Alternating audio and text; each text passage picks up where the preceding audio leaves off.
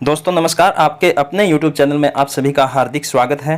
दोस्तों आज के वीडियो में हम बात करेंगे शाला दर्पण न्यू अपडेट के बारे में। कक्षा 1 से 4 के बच्चों को समग्र प्रगति प्रतिवेदन होगा वितरित। डाउनलोड लिंक शाला दर्पण पर जारी। कैसे भरना है देखिए बिंदुवार जानकारी। तो दोस्तों शाला दर्पण पर कक्षा 1 से 4 के बच्चों को जो समग्र प्रगति प्रतिवेदन वितरित किया जाना है उसको डाउनलोड करने का लिंक जारी कर दिया गया है। प्रतिवेदन के अंदर कौन कौन से बिंदु दिए गए हैं और किस प्रकार से अपने को फिल करना है, इसकी पूरी जानकारी वीडियो के माध्यम से आपको मिलने वाली है। एक एक बिंदु पर हम डिस्कस करेंगे, तो वीडियो आपके लिए इन्फॉर्मेटिव और यूजफुल होने वाला है। तो वीडियो को अंत तक जरूर देखिएगा, स्किप बिल्कुल भी मत करिएगा। और अगर अभी तक आपने चैनल को सब्सक्राइब नहीं किया है तो नीचे जो आपको रेड कलर में सब्सक्राइब लिखा हुआ दिखाई दे रहा है वहां पर क्लिक करके चैनल को सब्सक्राइब जरूर कर लें। और साथ ही उसके आगे जो बेल आइकन आपको दिखाई दे रहा है वहां पर क्लिक करके ऑल नोटिफिकेशन ऑन कर लें, ताकि इसी तरह के महत्वपूर्ण और नवीनतम वीडियो के नोटिफिकेशन आपको समय समय पर मिलते रहें। तो चलिए दोस्तों वीडियो शुरू करते हैं। तो यहाँ पर देखिए दोस्तों, अपने क्रोम ब्राउजर ओपन करते हैं और उसमें हम शाला दर्पण टाइप करते हैं। शाला दर्पण टाइप करके जैसे ही हम इसमें सर्च करते हैं हमारे सामने इस प्रकार से कुछ इंटरफेस ओपन होता है, जहाँ पर सबसे ऊपर अपने को यहाँ पर शाला दर्पण का जो लिंक है वो दिखाई देता है। इस लिंक के ऊपर अपने को क्लिक करना है। यहाँ पर जैसे ही हम क्लिक करते हैं हमारे सामने ये इस प्रकार से ओपन हो जाता है। यहाँ पर आप देखेंगे कि अपने को लॉगिन करने की आवश्यकता नहीं है। बच्चों के लिए समग्र रिपोर्ट कार्ड जो जारी किया गया है वो आपको यहाँ पर ऊपर एक पट्टी है वो चलती हुई दिखाई देगी, जिसके अंदर आपको इसका लिंक मिलेगा। यहाँ देखेंगे आप, यहाँ पर ये जो स्क्रॉल हो रहा है छात्रों के लिए समग्र रिपोर्ट कार्ड कक्षा 1 से 4। जैसे ही हम यहाँ पर क्लिक करते हैं तो अपने सामने ये इस प्रकार से डाउनलोड होकर के आ जाता है और नीचे अपने पास ओपन करने का ऑप्शन है वो आ जाता है। यहाँ से अपने इस PDF को ओपन कर लेंगे और इसका प्रिंट निकाल लेंगे। दोस्तों एक मैं आपको बता दूं कि हर वर्ष अपने को जो रिपोर्ट कार्ड है वो विभाग के द्वारा प्रिंट किया हुआ अवेलेबल करवाया जाता है, लेकिन इस बार चूंकि लिंक जारी किया गया है तो हो सकता है विभाग के द्वारा ये प्रिंट किया हुआ अपने को न मिले, तो अपने को इसी कार्ड को प्रिंट करके और इसी को बच्चों को फिल करके देना है। और अगर विभाग के द्वारा प्रिंट कार्ड है वो अवेलेबल करवा दिया जाता है तो अपने को जो प्रिंटेड कार्ड मिलेगा वो कार्ड बच्चों को अवेलेबल करवाना है। तो यहाँ देखिए इसको ओपन करते हैं। जैसे ही हम इसको ओपन करेंगे हमारे सामने इस प्रकार से ओपन हो जाता है। इसके अंदर 4 पार्ट दिए हुए हैं। सबसे पहले हम जो प्रथम पार्ट है उसकी बात करते हैं। तो यहाँ पर देखिए दोस्तों, स्कूल शिक्षा विभाग राजस्थान सरकार समग्र प्रगति प्रतिवेदन होलिस्टिक रिपोर्ट कार्ड प्राथमिक कक्षाओं के लिए। यहाँ पर नीचे अपने को सेशन है वो फिल करना है। 2021-22 अपना सेशन आ जाएगा। उसके बाद में यहाँ साइड में अगर आप देखें तो यहाँ पर विद्यार्थी का फोटो अपने को चिपकाना है। उसके बाद यहाँ पर अपने को बच्चे की नॉर्मल डिटेल जो है वो फिल करनी है। सबसे पहले अगर आप यहाँ देखें तो विद्यालय का नाम आएगा, उसके बाद में NIC कोड आ जाएगा, उसके बाद में डाइस कोड यहाँ पर फिल करेंगे और फिर अपने ब्लॉक जिला, उसके बाद विद्यार्थी का नाम आएगा और फिर विद्यार्थी की NIC ID। यहाँ पर विद्यालय की NIC ID और विद्यार्थी की NIC ID दोनों फिल करनी है अपने को। विद्यालय की अपने अलग होती है, बच्चे की NIC अलग होती है, तो दोनों के कोड अपने को यहाँ पर फिल करने हैं। उसके बाद में बच्चे की कक्षा है वो यहाँ पर आ जाएगी, फिर माता का नाम, पिता का नाम, जन्म दिनांक अंकों में और शब्दों में, उसके बाद SR नंबर, रोल नंबर और आधार नंबर। इस प्रकार से अपने को कुछ सामान्य जानकारी बच्चे के बारे में यहाँ पर फिल करनी है। उसके नीचे अगर हम देखें तो नीचे वाले कॉलम में आप देखिए चिकित्सा विभाग से समन्वय कर प्रविष्टियां दर्ज की जाएं। तो यहां पर जो चिकित्सा विभाग के द्वारा समय समय पर बच्चों का स्वास्थ्य परीक्षण किया जाता है, उस रजिस्टर के आधार पर, जो रजिस्टर स्वास्थ्य परीक्षण के दौरान हम मेंटेन करते हैं, उस रजिस्टर के आधार पर अपने को यहाँ पर एंटर करनी है।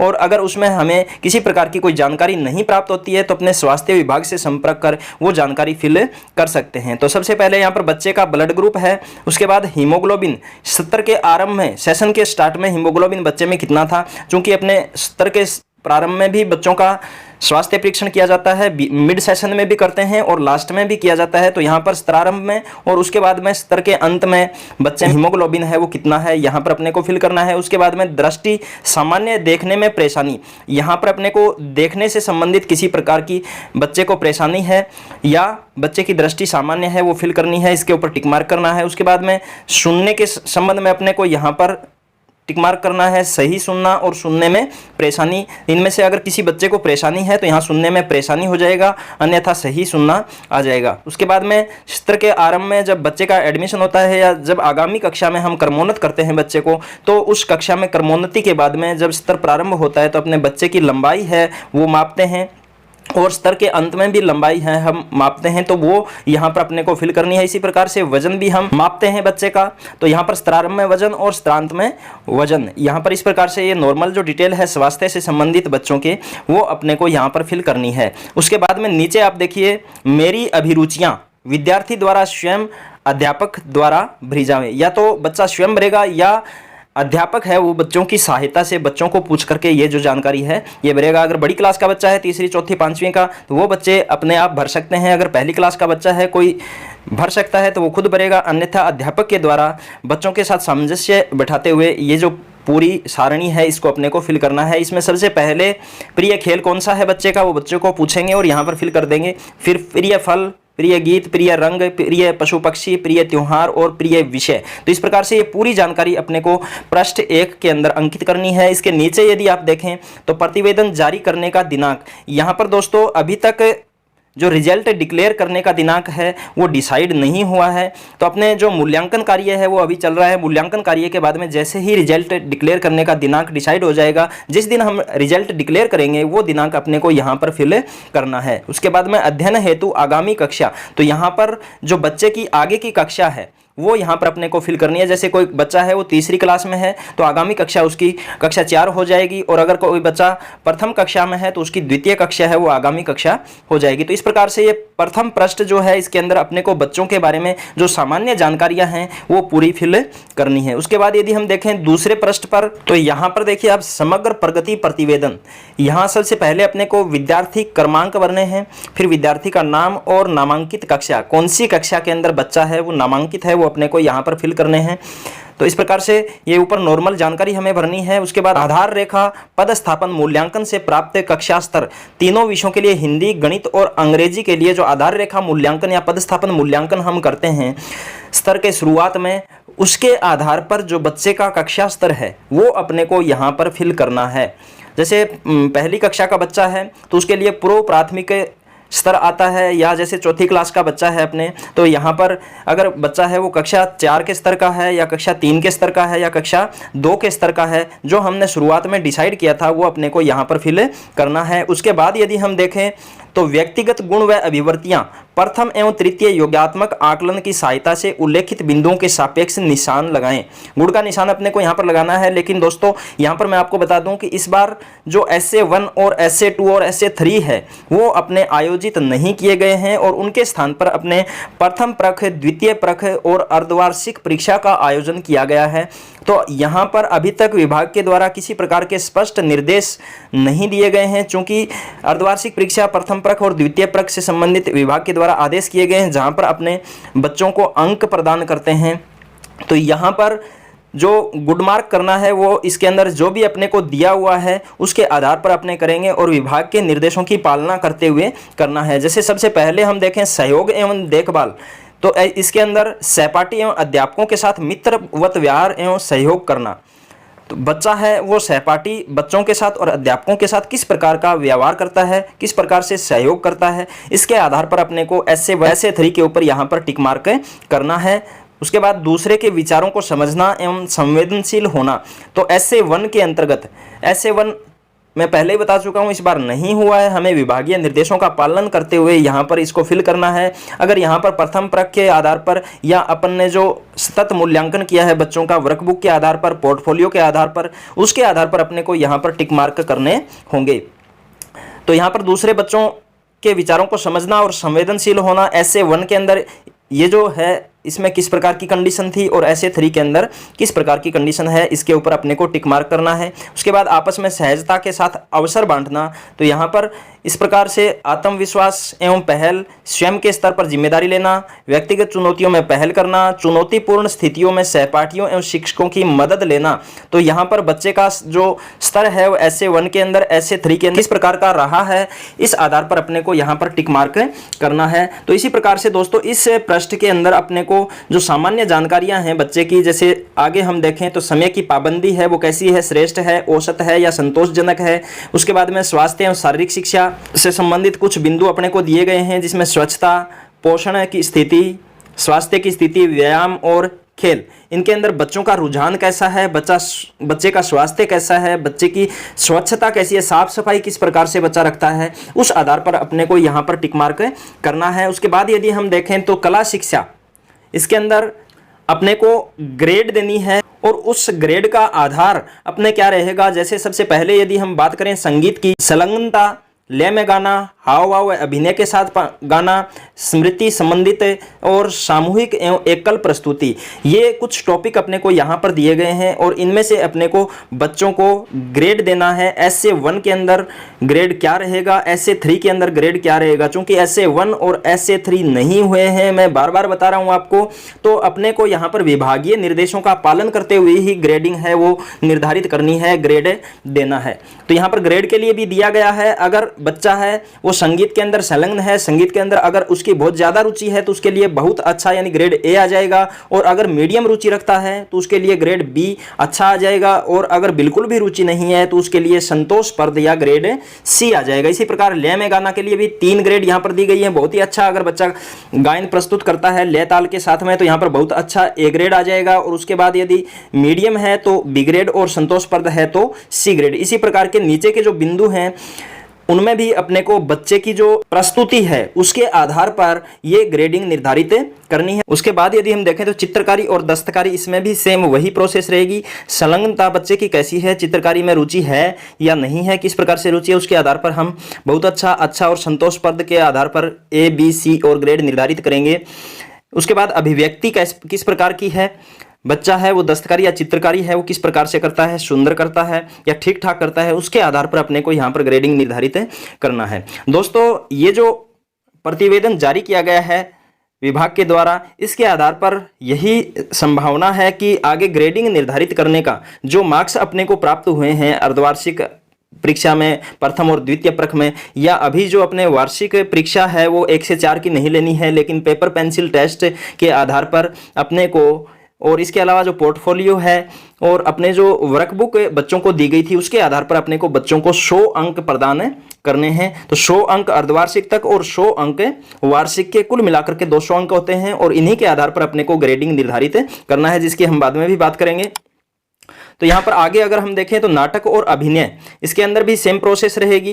3 ग्रेड यहाँ पर अपने को दी हुई हैं, इनमें से कोई भी ग्रेड जिस प्रकार की बच्चे की रुचि है और अभिव्यक्ति है उसके आधार पर हम यहाँ पर निर्धारित करेंगे। उसके बाद में नृत्य के अंदर भी सेम वही प्रोसेस है, और उसके बाद में लास्ट में अपने आता है पुस्तकालय के उपयोग की स्थिति। इसके अंदर अपने को अगर बच्चा नियमित उपयोग करता है पुस्तकालय का तो A ग्रेड आती है, और अगर कभी कभी उपयोग करता है तो यहाँ देखिए आप B ग्रेड देना है, और उपयोग नहीं करता, कभी भी पुस्तकालय की पुस्तकें हैं उनका अध्ययन नहीं करता तो यहाँ पर अपने को C ग्रेड देना है, और सहपाठियों को प्रेरित करना तो इसके लिए अपने को D ग्रेड देना है। तो इस प्रकार से पुस्तकालय के लिए टोटल 4 ग्रेड निर्धारित की गई हैं, A, B, C और D। यहाँ देखिए दोस्तों नीचे एक नोट लगा करके लिखा हुआ है 3.1 से 3.4 तक के लिए ग्रेड सूचक A बहुत अच्छा, B अच्छा और C संतोषप्रद। इसकी हमने ऊपर बात कर ली, यानी अगर बच्चे की रुचि है वो बहुत ही ज़्यादा है किसी भी क्रियाकलाप के अंदर तो यहाँ पर A ग्रेड ठीक ठाक है, तो B ग्रेड और बिल्कुल भी नहीं है या बहुत ही कम है तो यहाँ पर C ग्रेड अपने को देना है। अब हम बात करते हैं पृष्ठ 3 की। तो यहाँ देखिए दोस्तों, पृष्ठ 3 जो है इसके अंदर अपने को जो विषय हैं हिंदी, गणित, इंग्लिश और पर्यावरण अध्ययन, उनके अंदर कुछ अधिगम क्षेत्र दिए गए हैं, और उन्हीं के आधार पर अपने को कक्षा स्तर और ग्रेड है वो यहाँ पर फिल करनी है।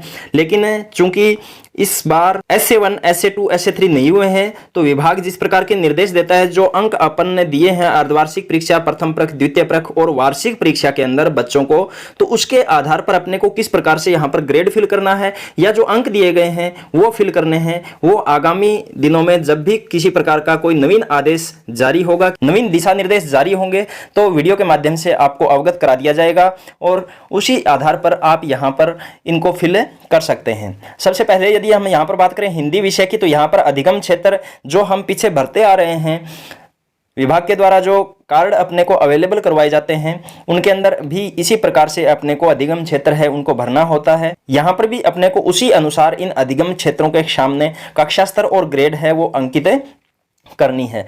दोस्तों, ज़्यादातर संभावना यही है कि विभाग के द्वारा ग्रेडिंग सिस्टम ही अपनाया जाएगा और उसके लिए अलग से अपने को निर्देश प्राप्त हो जाएंगे, कितने अंक तक बच्चे को क्या ग्रेड देनी है, किस प्रकार के नए दिशा निर्देश आते हैं वो आगामी में हम देखेंगे।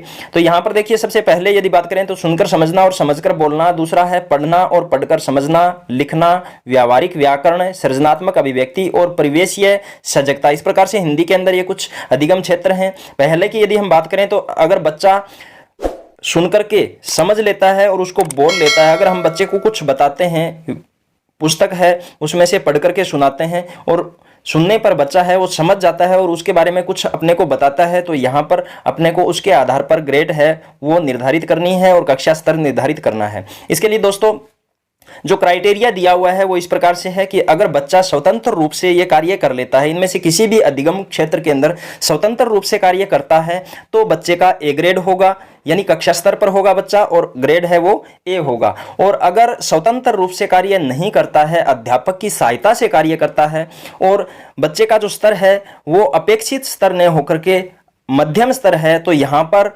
ग्रेड है वो बी आएगा। इसी प्रकार से यदि बच्चे को विशेष सहायता की आवश्यकता है तो यहाँ पर सी ग्रेड आएगा। तो यहाँ पर जो अधिगम क्षेत्र हैं इनके अंदर इस क्राइटेरिया के आधार पर हम ग्रेडिंग निर्धारित कर सकते हैं। उसके बाद देखें, गणित के अंदर भी अपने को अधिगम क्षेत्र दिए हुए हैं, जैसे आकृति एवं स्थान की समझ। यहाँ पर अगर बच्चे के सामने किसी प्रकार की आकृति हम प्रस्तुत करते हैं और बच्चा है उस आकृति के बारे में बताता है, तो उसके आधार पर हम यहाँ पर ग्रेड और कक्षा स्तर है वो निर्धारित करेंगे। संख्या ज्ञान की समझ, संख्याओं के बारे में बच्चे का जो ज्ञान है वो किस प्रकार का है, उसके आधार पर हम यहाँ पर कक्षा स्तर और ग्रेड निर्धारित करेंगे। उसके बाद में मापन की समझ, बच्चा है वो मापतोल के बारे में कितना जानता है। अगर बच्चे को हम पानी या कोई भी लिक्विड पदार्थ है या कोई सॉलिड पदार्थ है वो देते हैं और बच्चा उसका वजन या उसका आयतन है वो बताता है, तो इस प्रकार की कंडीशन में हम यहाँ पर बच्चे का ग्रेड है वो निर्धारित कर सकते हैं। उसके बाद आंकड़ों का प्रबंधन एवं पैटर्न, जो डाटा होते हैं उनको बच्चा है वो अच्छे तरीके से मैनेज कर सकता है, उनका पैटर्न बना सकता है, तो यहाँ पर हम बच्चे की ग्रेड है वो उसी के अनुसार निर्धारित करेंगे। उसके बाद गणितीय तर्कशीलता एवं अधिसंज्ञान, क्यों कैसे इस प्रकार के क्वेश्चन अगर बच्चा करता है तो उसके आधार पर यहाँ पर ये ग्रेड और कक्षा स्तर निर्धारित होगा।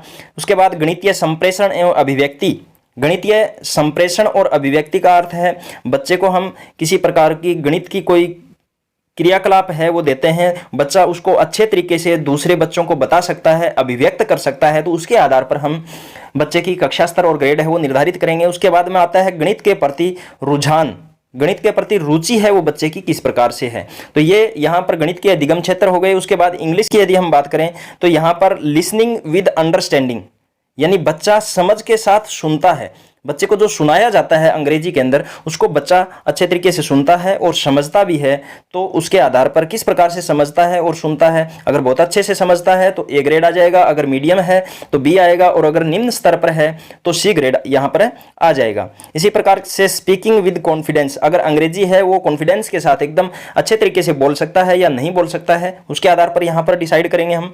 उसके बाद रीडिंग विद कॉम्प्रीहेंशन, अगर बच्चा बहुत ही अच्छे से पढ़ सकता है तो ए ग्रेड आएगा, अगर पढ़ने में किसी प्रकार की कठिनाई महसूस करता है तो यहाँ पर अगर मध्यम स्तर में है तो बी ग्रेड आ जाएगा और बहुत ज्यादा कठिनाई महसूस करता है तो यहाँ पर सी ग्रेड के अंदर बच्चा आ जाएगा। उसके बाद राइटिंग, बच्चा लिखने में कैसा है, और फंक्शनल ग्रामर, यानी ग्रामर जो है इंग्लिश का उसके अंदर बच्चा है वो किस प्रकार से अपनी समझ रखता है, उसके आधार पर हम यहाँ पर ग्रेड निर्धारित करेंगे। फिर देखिए दोस्तों, पर्यावरण अध्ययन के अंदर अधिगम क्षेत्र अपने को दिए गए हैं। अवलोकन और दर्ज करना, यदि बच्चा है वो किसी भी चीज को देख करके और उसके बारे में कुछ लिख सकता है या बता सकता है तो उसके आधार पर हम यहाँ पर ग्रेड निर्धारित करेंगे। संप्रेषण कौशल, बच्चा है उसकी अभिव्यक्ति किस प्रकार से है, किसी भी वस्तु के बारे में, किसी भी स्थान के बारे में जो उसने देखा है उसके बारे में वो चर्चा कर सकता है, उसके बारे में बता सकता है, अच्छी अभिव्यक्ति है, मध्यम स्तर की है, उसके आधार पर हम यहाँ पर ग्रेड निर्धारित करेंगे। उसके बाद में वर्गीकरण करना, यदि बच्चों को कुछ वस्तुएं दे दी जाएं और उनको बोल दिया जाए कि इन वस्तुओं को इस प्रकार से आप डिवाइड कीजिए, जैसे लोहे की वस्तुएं एक प्रकार, लोहे की वस्तुओं को अलग कीजिए, प्लास्टिक की वस्तुओं को अलग कीजिए, खाना बनाने वाली वस्तुओं को अलग कीजिए, खाना खाने के जो काम आती हैं उन वस्तुओं को अलग कीजिए। इस प्रकार का अगर बच्चा है वो अच्छे तरीके से कर सकता है वर्गीकरण, तो यहाँ पर उसके आधार पर हम ग्रेड निर्धारित करेंगे। उसके बाद व्याख्या एवं विश्लेषण करना, अगर बच्चा है वो किसी भी चीज़ के बारे में अच्छे से उसको एक्सप्लेन कर सकता है तो यहाँ पर ग्रेड निर्धारण में उसकी तो यहाँ पर हम उसके आधार पर उसका ग्रेड है वो निर्धारित करेंगे। प्रश्न करना, बच्चा किस प्रकार का प्रश्न करता है। प्रयोग करना, न्याय एवं समता के प्रति सरोकार। और उसके बाद में दूसरे के कार्यों का सम्मान व गुणों की प्रशंसा करना। तो इस प्रकार से कुछ बिंदु दिए हुए हैं, इसके आधार पर अपने को कक्षा स्तर है वो निर्धारित करना है और ग्रेडिंग है वो निर्धारित करनी है। आगे हम देखते हैं दोस्तों, जो लास्ट प्रश्न है इसका, उसके ऊपर हमें किस प्रकार की जानकारियां हैं वो फिल करनी है। तो यहां पर देखिए दोस्तों, सबसे पहले हम यदि देखें लास्ट प्रश्न के ऊपर 8 नंबर बिंदु जो दिया हुआ है उसके अंदर अपने को बच्चों की जो उपस्थिति है वो फिल करनी है। टोटल कार्य दिवस यहाँ पर कितने हैं और उपस्थिति बच्चों की कितनी है। शाला दर्पण के अंदर अपने जो उपस्थिति सबमिट करते हैं उसी के आधार पर अपने को ये फिल करना है, और जो कार्य दिवस हम शाला दर्पण के ऊपर सबमिट करते हैं उन्हीं के आधार पर यहाँ पर कार्य दिवस है वो सबमिट करने हैं। तो यहाँ प्रत्येक महीने के जो कार्य दिवस हैं और उपस्थिति हैं वो अपने को फिल करनी है। उसके बाद में उपस्थिति प्रतिशत यहाँ पर किस प्रकार से है वो अपने को टिक मार्क करना है। उचित खाने के अंदर अपने को गुड का निशान लगाना है। 3 कॉलम यहाँ पर दिए हुए हैं, नियमित, मध्यम स्थिति और अनियमित। यदि बच्चे की उपस्थिति 70% से ज्यादा है तो उस बच्चे के लिए नियमित वाले कॉलम में टिक मार्क अपने को करना है, और अगर 50 से 70% तक उपस्थिति है तो मध्यम स्थिति वाले में आएगा, और अगर 50 से कम है, 50% से कम उपस्थिति है तो अनियमित वाले कॉलम में टिक मार्क अपने को करना है। उसके बाद देखिए दोस्तों 10 नंबर बिंदु जो है उसमें नियमितता एवं ठहराव पर टिप्पणी। यहां पर जो बच्चे की नियमितता है विद्यालय के अंदर और बच्चा विद्यालय के अंदर कितनी देर रुकता है उसके आधार पर अपने को टिप्पणी करनी है। तो ऊपर जो अपने कॉलम है उपस्थिति प्रतिशत का, इसी के आधार पर हमें यहां पर टिप्पणी करनी है। उसके बाद समेकित टिप्पणी एवं फीडबैक, ऊपर जो हमने 3 प्रश्नों के अंदर फिल की है, जो भी जानकारी फीड की है हमने, उसके आधार पर अपने को यहां पर समेकित टिप्पणी है वो अंकित करनी है। उसके बाद देखिए आप 12 नंबर बिंदु है वो विषयगत प्रस्तावित कक्षा स्तर। यहां पर हिंदी, गणित और अंग्रेजी इन तीनों विषयों के लिए अपने को कक्षा स्तर है वो लिखना है। प्रस्तावित कक्षा स्तर का यहां पर मतलब है कि आगे जब बच्चा क्रमोन्नत होगा तो उस समय उसका कक्षा स्तर क्या होगा। जैसे कि कोई बच्चा है वो तीसरी क्लास में है और नेक्स्ट वो चौथी क्लास में होने वाला है, तो चौथी क्लास में जब हम बच्चे को क्रमोन्नत कर रहे हैं उसका कक्षा का स्तर है वो 3 है, 4 है, 2 है, जो भी कक्षा स्तर हमने डिसाइड किया है। जो एंडलाइन टेस्ट है दोस्तों, वर्कबुक के अंदर जो हमने एंडलाइन टेस्ट किया था जहां पर बच्चे की कक्षा स्तर को हमने निर्धारित किया था, अगर बच्चा समूह फर्स्ट के अंदर है तो बच्चा उस कक्षा के स्तर का होगा, और अगर बच्चा समूह सेकंड के अंदर है तो वो कक्षा स्तर से नीचे होता है। तो यहाँ पर यदि कोई बच्चा ए समूह में है तो आगामी जो प्रस्तावित कक्षा होगी उसकी वो आगे वाली कक्षा हो जाएगी। जैसे कोई बच्चा कक्षा 4 में है और वो समूह ए के अंदर है तो इसका मतलब हुआ कि वो बच्चा कक्षा 4 के स्तर का है और उसकी आगामी जो कक्षा होगी, प्रस्तावित कक्षा होगी, वो कक्षा 5 यहाँ पर आ जाएगी। तो इस प्रकार से अपने को यहाँ पर तीनों विषयों के लिए फिल करना है। उसके बाद यदि हम देखें तो यहाँ पर विद्यार्थी के हस्ताक्षर अपने को करवाने हैं, उसके बाद अभिभावक के हस्ताक्षर, फिर कक्षाध्यापक के हस्ताक्षर और फिर संस्था प्रदान के हस्ताक्षर अपने को यहाँ पर करवाने हैं। और ये हस्ताक्षर करने के बाद में यहाँ पर देखिए आप नीचे कुछ प्रतिवेदन के संबंध में स्पष्टीकरण दिया गया है, कुछ बिंदु अपने को सहायता के लिए दिए गए हैं। इसमें यदि हम बात करें सबसे पहले बिंदु की, तो यहाँ पर यह समग्र प्रगति प्रतिवेदन सत्र के अंत में विद्यार्थी को प्रगति पत्र के रूप में दिया गया है। 2 नंबर बिंदु की यदि बात करें तो यह प्रतिवेदन विद्यालय में संधारित विद्यार्थियों के समग्र अभिलेख के आधार पर तैयार किया गया है। जो भी रिकॉर्ड अपने विद्यालय के अंदर है, चाहे वो वर्कबुक हो, पोर्टफोलियो हो, या हमने परख और परीक्षा जो ली है बच्चों की वो हो, या हम सतत जो आकलन करते हैं बच्चों का, उसके आधार पर, इन सभी अभिलेखों के आधार पर अपने को ये पूरा जो प्रतिवेदन है वो फिल करना है। उसके बाद यदि हम देखें योगात्मक आकलनों में अधिगम उपलब्धि स्तर के लिए ए, बी अथवा सी ग्रेड दिए गए हैं। ग्रेड के आधार, यहां पर मैं आपको पहले ही बता चुका हूं कि ग्रेड ए उस बच्चे को देना है जो स्वतंत्र रूप से किसी भी कार्य को, जो हमें अधिगम के क्षेत्र दिए गए हैं, जिस अधिगम क्षेत्र के अंदर बच्चा स्वतंत्र रूप से कार्य कर पाता है और अपेक्षित कक्षा के स्तर का है, जो कक्षा बच्चे की है उस कक्षा के स्तर का बच्चा है, समझ रखता है, तो उसके लिए ए ग्रेड आएगा। और यदि बच्चा है उसको शिक्षक की सहायता की आवश्यकता पड़ती है और मध्यम स्तर की समझ रखता है तो उसके लिए बी ग्रेड आएगा। और अगर बच्चा है वो शिक्षक की विशेष सहायता से कार्य कर पाता है यानी उसका जो समझ है वो कक्षा स्तर से नीचे है, आरंभिक स्तर की समझ है, तो यहाँ पर ग्रेड सी अपने को देना है। 4 नंबर बिंदु की यदि हम यहाँ पर बात करें तो सभी विषयों में योगात्मक आकलन के अंतर्गत कक्षा स्तर व ग्रेड का कॉलम दिया गया है। कक्षा स्तर के कॉलम में विद्यार्थी ने टर्म के दौरान जिस कक्षा स्तर की अवधारणाओं, दक्षताओं, कौशलों पर कार्य किया है उस कक्षा स्तर का अंकन किया गया है। यानी जो हमने पूरे वर्ष जो दक्षता, कौशल और अवधारणा के ऊपर कार्य किया है उसी के आधार पर अपने को बच्चों का कक्षा स्तर है वो यहाँ पर अंकित करना है। SA1 में बच्चा किस कक्षा स्तर पर है, तो यहाँ पर SA1 अपने हुआ नहीं है, तो जो भी निर्देश आएंगे उसके आधार पर हमें यहाँ पर अंकित करना है। SA2 में इसी प्रकार से SA3 के समकक्ष जो है वो अपने वार्षिक परीक्षा होगी, तो उसके आधार पर अपने यहाँ पर अंकित करेंगे। उसके बाद यदि 5 नंबर बिंदु की बात करें तो कला शिक्षा के आकलन में ग्रेड के स्थान पर विशेष क्षेत्र में कला शिक्षा के आकलन में ग्रेड के स्थान पर क्षेत्र विशेष में विद्यार्थी की स्थिति के अनुसार ग्रेड A, B, C के रूप में दर्ज किया गया है, जो हम देख चुके हैं। A, B, C और 3 ग्रेड अपने को दी गई है।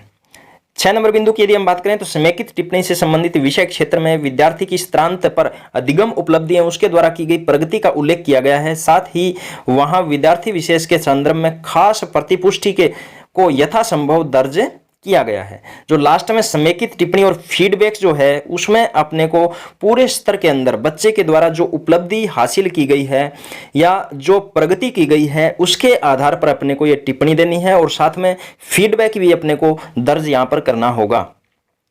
7 नंबर बिंदु की यदि हम बात करें तो नियमितता दर्शाने के लिए जो मैंने ऊपर आपको बताया था 70% से ऊपर यदि उपस्थिति है उस बच्चे के नियमित वाले कॉलम में अपने को टिक मार्क करना है। 50 से 70% तक है तो मध्यम स्थिति वाले में करना है और 50% से कम है तो अनियमित स्थिति वाले कॉलम में अपने को टिक मार्क करना है। उसके बाद में पुस्तकालय के उपयोग की स्थिति को भी अपने 4 ग्रेड में दर्ज किया गया है, जिसकी हम पहले बात कर चुके हैं। तो इस प्रकार से दोस्तों ये पूरा जो प्रपत्र है उसके बारे में हमने बिंदु वाइज चर्चा की है। आशा करता हूँ आपको अच्छे से समझ में आ गया होगा और अगर आपको ये वीडियो उपयोगी लगा है तो वीडियो को ज़्यादा से ज़्यादा शेयर करें, लाइक ज़रूर कर दिया करें ताकि मुझे एक नई ऊर्जा, सकारात्मक ऊर्जा इसी प्रकार के और वीडियो बनाने के लिए मिलती रहे। दोस्तों आज के वीडियो में यदि अभी तक आपने चैनल को सब्सक्राइब नहीं किया है तो प्लीज़ चैनल को सब्सक्राइब कर लें और इसी प्रकार के नवीनतम वीडियो के नोटिफिकेशन प्राप्त करने के लिए बेल आइकन प्रेस करके ऑल नोटिफिकेशन ऑन कर लें। फिर मिलते हैं एक नए वीडियो के साथ, तब तक के लिए जय हिंद, जय भारत।